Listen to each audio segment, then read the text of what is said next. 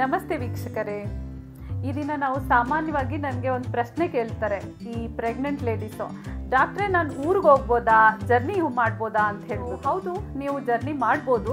ಆದರೆ ಒಂದ್ಸಲ ಮೊದಲು 3 ತಿಂಗಳು ತುಂಬಿದ ನಂತರ 4ನೇ ತಿಂಗಳಿಂದ 8 ತಿಂಗಳವರೆಗೂ ನೀವು ಟ್ರಾವೆಲ್ ಮಾಡ್ಬೋದು.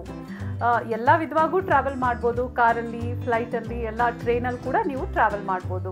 ಯಾಕಂದರೆ 2ನೇ ತ್ರೈಮಾಸಿಕ ಅಂದರೆ ಸೆಕೆಂಡ್ ಟ್ರೈಮೆಸ್ಟರ್ಲಿ ನೀವು ಯೂಶ್ವಲಿ ಕಂಫರ್ಟಬಲ್ ಆಗಿರ್ತೀರ.